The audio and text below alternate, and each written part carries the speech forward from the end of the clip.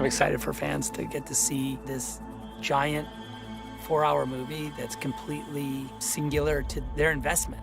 If you followed the first 2 movies, this movie really kind of takes you into a completely immersive scope and scale. It really does go as big as you can go. It's so epic, and it's such a giant world to dive into. So I'm very excited for the audiences to be able to immerse themselves in this 4-hour Justice League world and experience it in a way that they would never have gotten to.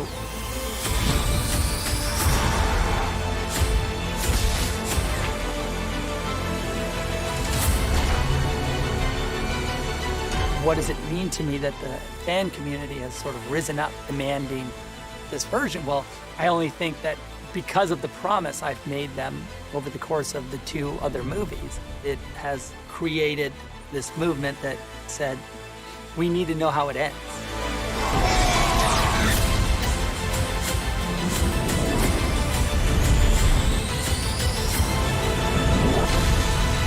You know, that was the fans' desire to see the world be richer and larger. And I think that I really took to heart because I wanted that too.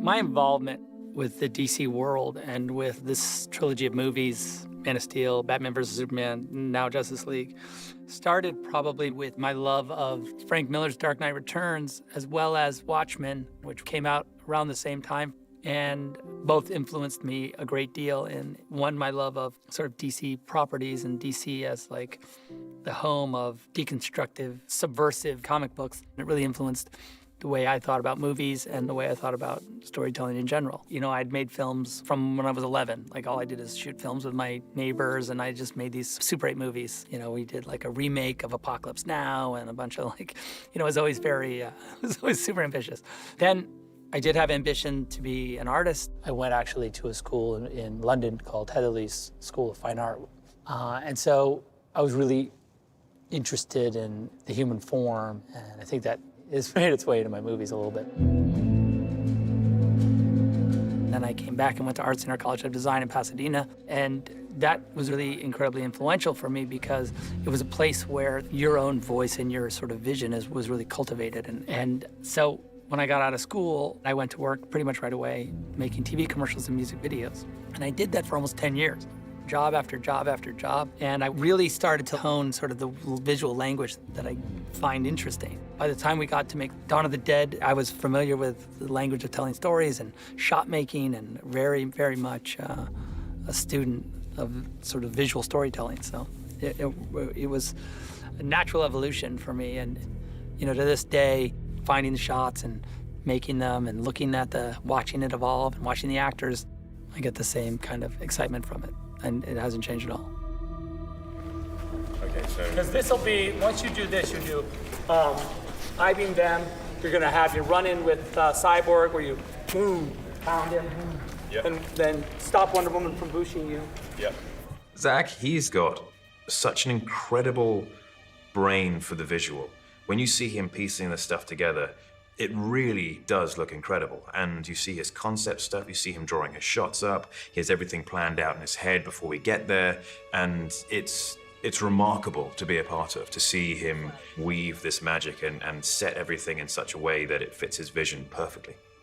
Zack is as much of a fan as he is a director, and he loves comics, and he loves these characters. So for him, it's important to really make the world feel real and rich and true to the comics, because it's what the fans want to see. And we've always learned something from a previous film. So watching him apply lessons learned or embracing new technologies, it's just always fun to see what I think is this incredibly strong artistic vision and have new tools to work with in that process. So Zack, what's the challenges for you on this? I want to do mediums in close-ups in continuity. So I would have both performances from the actors in a single take, so they didn't have to repeat it, so it could be more spontaneous. And then also so that as the camera drifted between the two characters, or the 5 characters in this case, that you could stay within the continuity. The boxes don't think in terms of healing or killing, alive or dead. They rearrange matter at the will of their masters, regenerate. I think if I added one more camera, it would have been perfect. There was one little gap that I didn't like, but I thought it was cool. Cut! Cutting. That's good, you guys. My normal process is I read the script, look at the scenes, talk about the scenes, create the scenes, and then I sit down with the script, and from page 1, I start to draw. And it takes me maybe 2 or 3 months to draw the movie. It's like a way to make the movie, in your mind, you've shot the shot. So when you actually go to film it, you're a little bit more comfortable.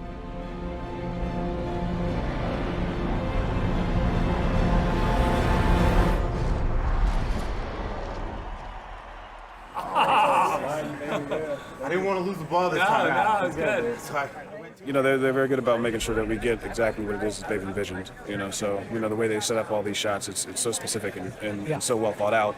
All I have to do is just step in and breathe and be. Everything that we work in, we're stepping into his drawings. And so you're like, can I see this scene before we make it? And he's like, sure. Beautiful drawings. This is scene 132. Camera's moving like this, and we see camera's gonna come around. He's looking up at the mother box, and then it cuts straight to a shot of torch being lit, and then here he is cutting it, and there's the mother box being revealed. So this is me drawing the movie shot for shot, and that approach also allows for me to do the work of creating those frames that signal to what's to come, or straight up Easter eggs. An example is Lex Luthor in BVS. You know, his number on his jail outfit is a Star Wars reference. I know, it's dorky, but in almost every frame and in almost every scene, there's some sort of double meaning. And that could be Star Wars, or it could be Caravaggio, it could be anything that I frankly find inspirational. Another perfect example is the Superman S has a bit of writing in it, Kryptonian writing. And it's a Joseph Campbell quote. That's a summation of the hero's journey and kind of what Superman goes through. This means something. It's all that gives them hope.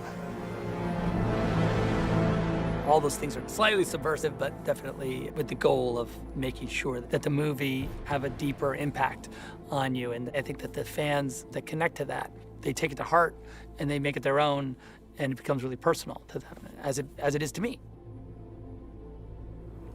You just have to decide what kind of man you want to grow up to be, Clark, because whoever that man is, good character or bad, he's going to change the world. When I was approached by Chris Nolan to see if I had any interest in making Man of Steel, I always felt a great responsibility to make sure that it was steeped in mythology and really flesh out the world.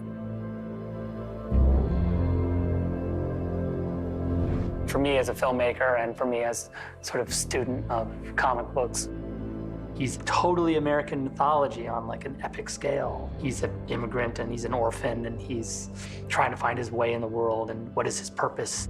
But is also just like a good guy from Kansas, and just how he interacts with the world. You're definitely finding the way in for a modern audience. So I read the script, and David Goyer had written a really cool script, and I worked on it a bit with him, and, you know, hired Henry, and, you know, the rest of that is history. Now, at the time, I did have sort of an idea that if there was a sequel, how it would progress, you know, because my thing is that, you know, you try and do all your ideas in the movie that you're working on, and if there's a sequel, then the uptown problem of that is that you have to come up with more ideas. But always with this eye on, you know, what would the world be? I think even in Man of Steel, there's a sequence where Zod and Superman are fighting just briefly in space, and they hit this, there's a satellite. It has like a Wayne Industries logo on it, because I wanted to say that, yeah, you know, it is a bigger world than just Superman.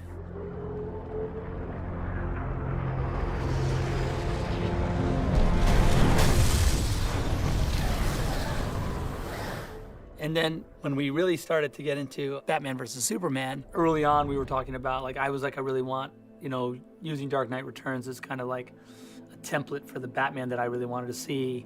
And there's a great Batman versus Superman sequence in that comic book, probably what I would consider the coolest philosophical confrontation. And I just really, we tried to steal as much of it as we could. Men are brave. Once you see Batman and Superman standing, looking at each other in a movie, now anything's possible, right? The world's finally like meshed up. The implication of that, of course, is that there's a massive universe that's just ready to explode. Everything's changed. Men fall from the sky. The gods hurl thunderbolts. Innocents die. That's how it starts. The fever, the rage, the feeling of powerlessness that turns good men cruel. I like Zack. He's got a lot of enthusiasm, and he's got this boyish kind of energy where he's just psyched to be at work every day. And I think you need that to get through a Herculean effort like these movies.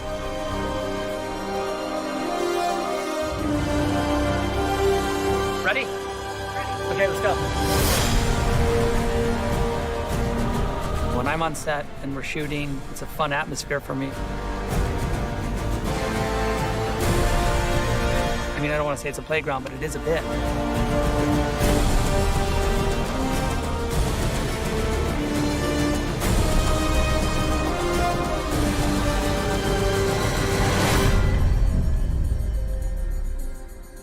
You know, just over the course of making these sort of epic movies, you know, you get closer to the actors. I do count them all as friends, you know. I've known them for a long time, Henry the longest. So it's been a fun evolution, you know, and to see them from, you know, the first time we did the casting, you know, with Gal to now she's like, you know, the world's Wonder Woman in a pretty epic way. And seeing Jason's audition to be Batman. Alfred, enough. The police weren't getting it done. And I was just like, okay, that's awesome. This guy's amazing. I got to put him in the movie. When Zack came to me, like when I got called in the room, I can't even tell you. I wish he had a camera rolling, because the last thing I expected him to say was Aquaman. I'm such a fan of Zack's casting choices, and if you hold up a traditional picture of Aquaman, he might not have been the person that looked exactly like that illustration, but I think in spirit, in heart, in terms of his energy, he embodies everything that Zack wanted to tell with that character. And he told me all these ideas that he had, and I was just blown away. You know, what he was going to take, just the tattoos, and how he wanted to use me as the indigenous person, and he's let me incorporate a lot of my ideas into it, as far as like working with Michael to build the clothes, everything. It was an honor, and it's all coming together. How great's this? Perfect. Yeah, I know, right? It's like perfect. Okay, also then at the end. The cast is probably the funniest group of people you could get together in one room. I think everybody brings something very unique to the group, and just watching all the different personalities come together, it kind of feels like what the actual Justice League would feel like. It's hard for me to imagine it any other way now. It's kindergarten here. Honestly, it's preschool. It's worse than preschool. You have Ray, who's very funny, but he cares so much for Cyborg and is like thinking in all different layers, and it's amazing. And then Ezra. This is Barry Allen, aka The Flash, aka the Scarlet Speedster, aka the Crimson Crusader. Ezra's just a very unique actor. He's extremely funny. And in that wit and sarcasm, you get this great sense of vulnerability about him. You can't stop the funk fever of The Flash, you know? You can't stop it. And then you have Jason. He's making jokes, but then he's super serious and he drinks Guinness, and he's just such a fun person to be with.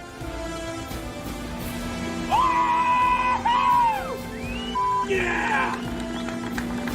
And Henry, he's so good. He's polite, he's kind. He's like Superman. To play a superhero, it's not like any other acting job. You know, most actors, they come to work, they do their job, they play a character, and then when the movie's over, that's it. But when you're playing an iconic superhero, it's a bigger responsibility because a kid doesn't know the difference between, oh, this is Henry the actor and this is Superman. No, he is just Superman. I've enjoyed playing that character of hope and optimism, inspiration and example. And it's just been great playing opposite these wonderful actors who do really embody their characters. They know exactly who their characters are, where they come from, what they're doing, and they've added their own flavor to each one as well.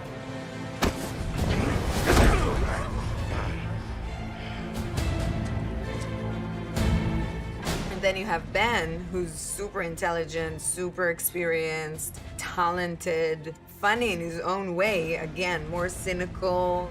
He said he'll fight with us? More or less. More or more less? Probably more or less. He said no. He said no. It was just so nice, and there was never a dull moment on set. We were always talking or laughing or making each other laugh while shooting. It was just awesome. Not that bad. I think with all of these guys, I sort of cast them in their alter ego first and model that to who they are as people. There you go. Hello, Diana. Bruce. Ben's Bruce Wayne is like, in my opinion, like he's the most Bruce Wayne there is. What are your superpowers again? I'm rich. So that allows the character, when you have to put on this kind of theatrical costume, which could really abstract the character.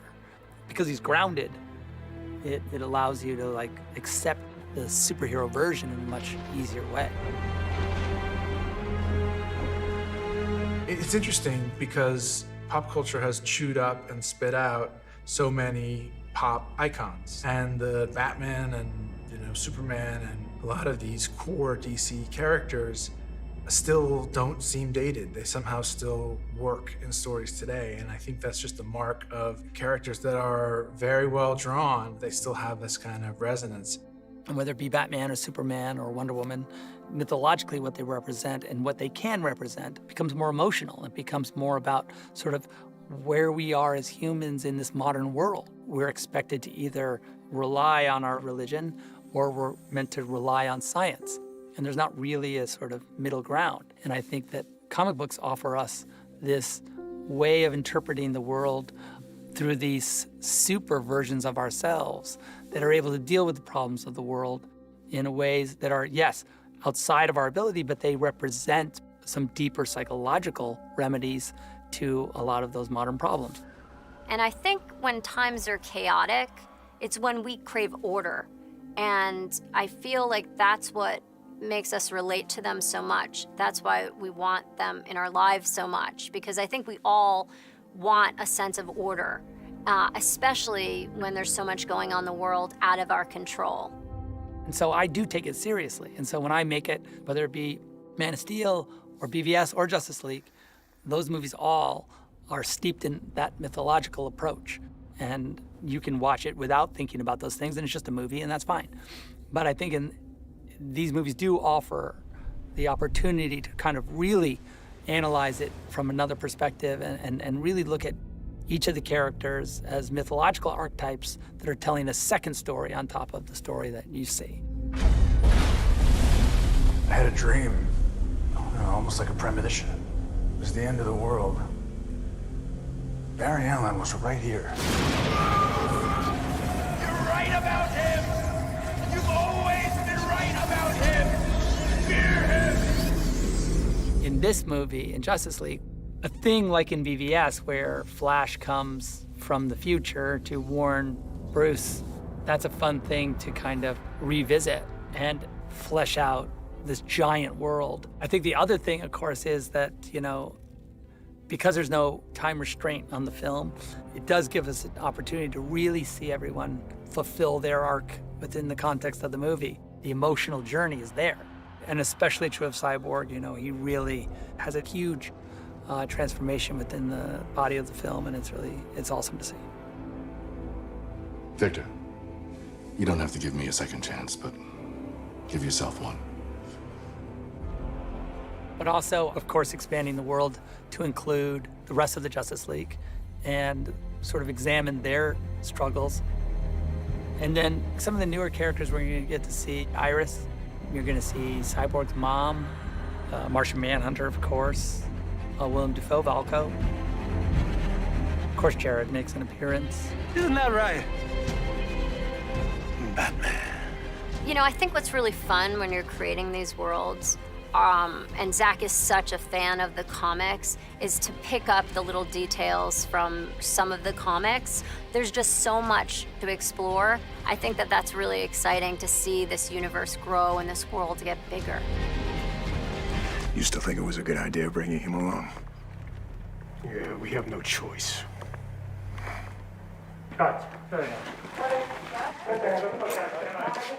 In any endeavor, to be supported is an incredible thing, you know, and especially supported by this incredible fan base. They've really taken the movie to heart, and to be able to, you know, give them this movie that they've wanted and that means a lot to them, it means a lot to me. You know, the fans, through their charitable work, have donated so far more than $500,000 to AFSP. That's really important to us.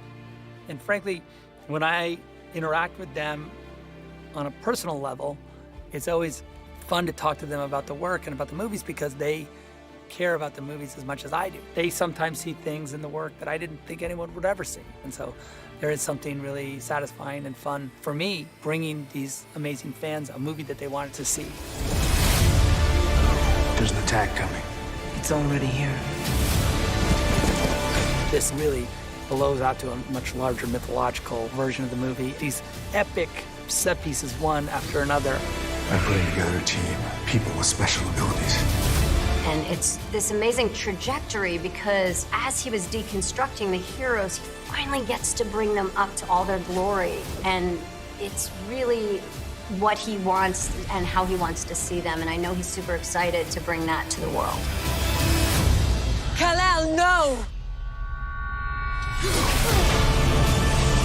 It's a really epic gods fighting gods scale. So that's what I'm excited for fans to get to see. I will stumble. I will fall.